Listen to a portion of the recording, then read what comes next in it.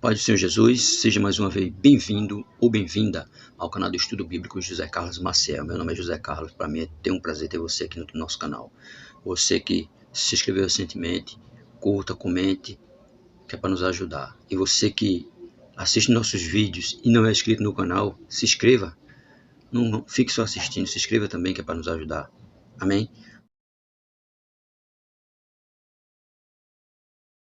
Nosso estudo de hoje vai ser a graça de Deus.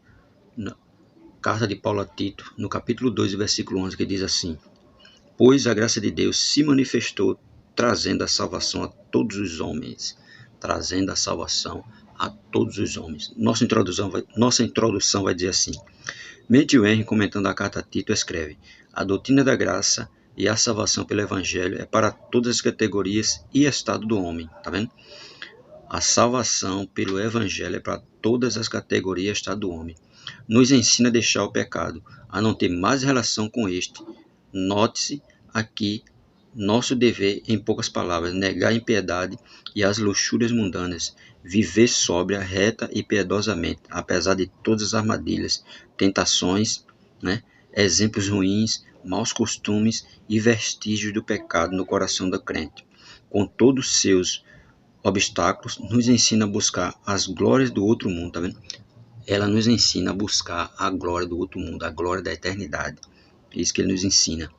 Aí, de fato, Paulo fala de diversos tipos de pessoas e diversas condições. Velhos, Tito capítulo 2, verso 2. Mulheres idosas, capítulo 2, verso 3.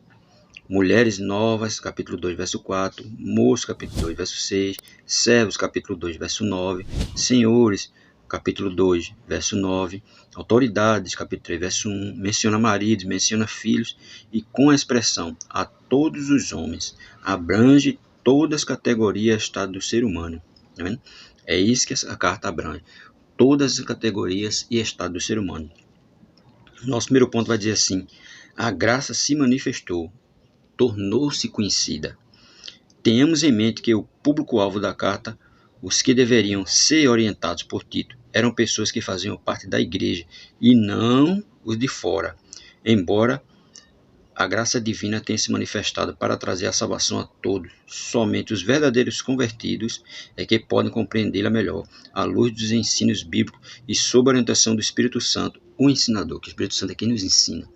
Jesus mesmo disse aos discípulos: Ficai em Jerusalém, pois vou enviar o Consolador, que vai vos ensinar e vos lembrar tudo aquilo que eu vos falei. E observamos que aqui ele não está falando para pessoas do mundo. Paulo escreve a Tito para ele falar a pessoas da igreja, pessoas que já viviam na igreja. Não eram pessoas de fora, porque os de fora ele não entende as coisas de Deus. Os de fora para ele é loucura. E Paulo aqui escreve orientando para falar as pessoas da igreja. Continuando vai dizer: o que é a graça? O termo graça traduzido por graça é charis, que significa graça ou favor imerecido. William Hendricks afirma: a graça de Deus é o favor ativo em outorgar o maior dom aos que merecem o maior castigo. Veja, a graça, de Deus é o seu favor ativo em outorgar o maior dom aos que merecem o maior castigo. Quem merecia o maior castigo recebeu o dom da graça. Recebia um castigo, mas através da graça que é ativada, ele recebe um dom gratuito de Deus, que ele nos consegue, mas era para receber o maior castigo. Aí diz mais: a palavra grega traduzida por se manifestou é epifane ou epifania, significa aparecimento ou manifestação. Segundo Fitzhenrick e Cleon Rogers, o significado essencial da palavra é aparecer repentinamente no cenário e é usada particularmente para a intervenção divina, especialmente para ajudar e a dar a aurora da luz sobre as trevas. William Hendricks diz que a graça de Deus fez sua aparição, ou seja, a graça surgiu, apareceu, se manifestou, trazendo salvação. Para os crentes, ela tornou-se conhecida, experimentada pela experiência da salvação. Ela se manifestou a nós na pessoa de Jesus Cristo. É verdade. A graça se manifestou para nós através da pessoa de Jesus Cristo. Porque Jesus Cristo foi quem veio para nos salvar. Jesus foi quem veio para morrer na cruz para perdoar todo o nosso pecado. Então, a graça é isso, um favor imerecido. Nós merecíamos um castigo, mas Deus, através de Cristo, nos concedeu a salvação, através da graça de Cristo Jesus, que se não fosse Ele, nós não estaríamos aqui. Segundo, vai dizer, trazendo salvação, rompendo com o mundo. Observe que o verso 12 completa o versículo 11. Ensinando-os que, renunciando à impiedade e às concupiscências mundanas, vivamos neste presente século, sóbrio e justo e piamente. A graça se manifestou para alcançar os perdidos e libertá-los do estado de morte. Porque quando nós estávamos no mundo, nós estávamos à mercê da morte, que estava fazendo a vontade do pecado. Então, o pecado ele gera o quê? Morte. E Cristo ele gera o quê? Vida. Então, quem estava longe de Cristo estava à mercê da morte. Portanto, receber a graça salvadora implica em um rompimento com o mundo. A compreensão da graça divina deve desencadear no cristão um novo comportamento, pois ela consiste em que Jesus deu a si mesmo por nós para nos remir de toda iniquidade e purificar para si um povo seu especial, zeloso de boas obras. Tito capítulo 2, verso 14, que diz aí, o qual a si mesmo se deu por nós, a fim de remir-nos de toda iniquidade e purificar para si um povo seu, zeloso de boas obras. Tá vendo? E isso foi o que Jesus fez. Ele se deu a si mesmo para purificar um povo seu, zeloso de boas obras. Para nós é graça, para Cristo um alto preço, é claro. Para Jesus foi um alto preço, que ele deixou o trono de glória para vir morrer na cruz por nós. Custou a sua vida, o preço era elevado, mas ele pagou com seu sacrifício na cruz e o fez para purificar para si um povo seu, especial, zeloso de boas obras. Rejeitar a graça é rejeitar ser parte desse povo. Conhecer a graça é viver conformado com o mundo e descaso é pecado. Conhecer a graça e viver conformado com o mundo é descaso. É um descaso que nós estamos fazendo. A partir do momento que nós conhecemos a graça e não vivemos em conformidade com a graça, e vivemos em conformidade com o mundo, é um descaso. É um descaso que nós estamos fazendo. Então, nós não devemos mais viver em conformidade com o mundo. Nós devemos viver em conformidade com a graça. Viver unido com Cristo. Ele diz, é descaso, é pecado. Porque você conheceu e está rejeitando. Então, não deve rejeitar. Devemos continuar unido com a graça que é Jesus. Na carta a Tito encontramos várias orientações sobre como deve ser o comportamento dos crentes. Aos idosos, que sejam temperantes, sérios, sóbrios, são na fé, no amor e na constância. Às mulheres idosas, que sejam reverentes no seu viver, não caluniadoras, não dadas a muito vinho, mestres do bem, segundo a Tito capítulo 2, versículo 3 a 4, para que sejam exemplo para as mulheres mais novas. Aos jovens, que sejam moderados, Tito capítulo 2, verso 6, ou seja, sem exagero, comedido, prudente. Aos servos, que sejam submissos aos seus senhores em tudo, sendo-lhes agradáveis, não nos contradizendo nem defraudando, antes mostrando perfeita lealdade, para que em tudo sejam ornamento da doutrina de Deus, nosso Salvador. Tito capítulo 2, versículo 9 a 10. A todos os crentes que sejam sujeitos aos governadores e autoridades, que sejam obedientes e sejam preparados para toda boa obra, que a ninguém infame, nem sejam contenciosos, mas moderados, mostrando toda mansidão para com todos os homens. Tito capítulo 3, versículo 1 a 2. A Tito, que ensina essa doutrina, capítulo 2, verso 1, que seja exemplo para os demais, Tito capítulo 2, verso 7, e observe que todas as orientações de Paulo estão na contramão daquilo que o mundo tenta nos impor. É claro que o mundo quer que nós sejamos do jeito dele, mas Tito deixa bem que tudo que Paulo ensina a Tito aqui é tudo a contramão do mundo, que nós sejamos obedientes aos governantes, que os idosos sejam o quê? Temperantes, que as mulheres sejam exemplos, as mulheres idosas, aos jovens, que eles sejam comedidos, prudentes. Tudo isso é contramão do mundo. Quem conheceu a graça de Cristo não deve querer voltar ao mundo, ao passado, quando vivia na desobediência, é claro. Quando nós vivíamos na desobediência, nós estávamos separados de Deus. Então nós não devemos querer voltar ao passado. 2 Coríntios capítulo 5 e verso 17 vai dizer, quem está em Cristo, nova criatura é, eis que tudo se fez novo, novidade de vida. Aí ele diz mais, que andava separado do mundo. né? Separado do mundo. Por isso que ele vai dizer que nós não devemos voltar atrás, mas que nós devemos seguir em frente, vivendo de forma diferente. É isso que ele vai dizer.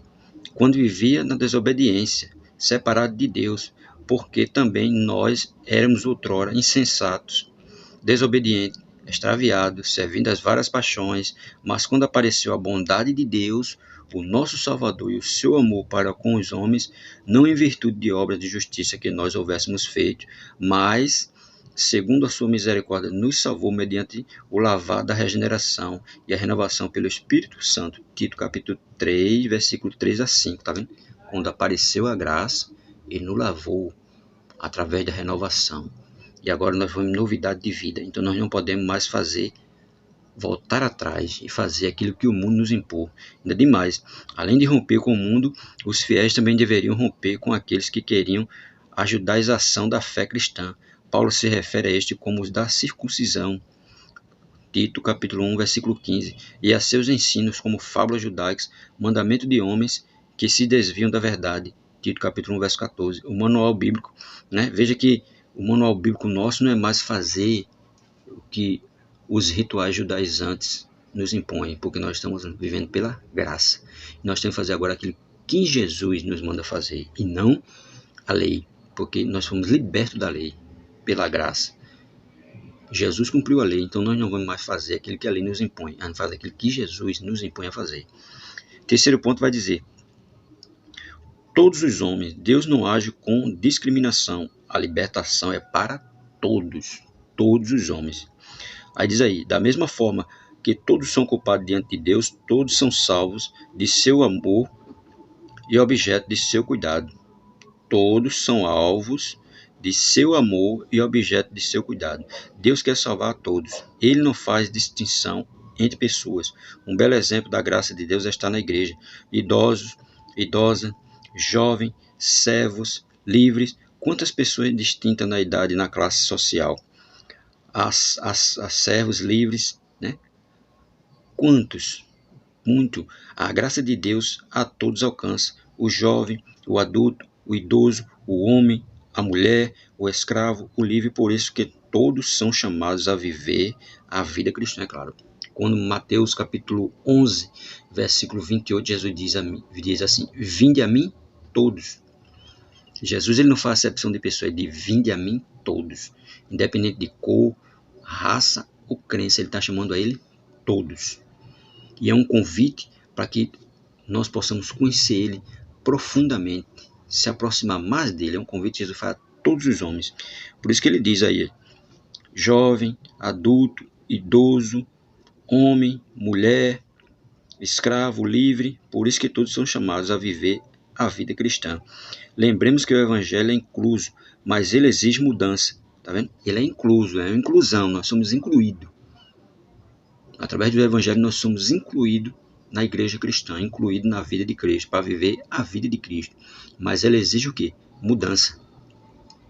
Não é vinde como está e ficar como chegaste, não. É vinde como estás e deixais o evangelho te transformar. Porque é isso que o evangelho faz. O evangelho é transformação, é mudança. Mudança de vida, mudança de hábito, mudança de pensamento. Tudo é mudança. Aí ele diz mais: Jesus nos ensina isso ao dizer para a mulher adulta: vai-te e não peques mais. Evangelho de João capítulo 8, verso 11. Ela pecou, mas quando ela teve um encontro com Jesus, Jesus disse: vá e não peques mais, para que não venha sobre ti coisa pior. Veja, houve um aviso para ela mudar, não continuar da forma que estava. Continuando. Pela graça, estava livre para viver uma nova vida. Trazendo salvação pode ser traduzido como também trazendo libertação. Tá vendo? Trazendo salvação pode ser traduzido também como libertação. Aponta para o viver segundo o evangelho. Os cristãos, pela graça, são libertos do velho modo de viver.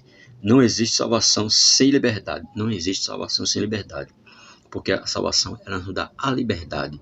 Liberdade para viver em novidade de vida. Não libertinagem para fazer aquilo que dá na nossa mente para fazer, não. Nós estamos livres, mas livre para fazer aquilo que o evangelho pede para que nós façamos. Livre para viver uma nova vida em Cristo. Na carta está Esta liberdade está tanto em relação aos costumes do mundo quanto aos rudimentos religiosos do judaísmo.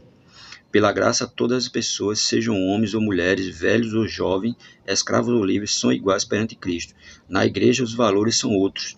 Por isso, os servos devem, como cristãos, obedecer aos seus senhores, não sendo infiéis, nem defraudando os seus senhores como bons cristãos. Devem tratar seus servos com respeito, né?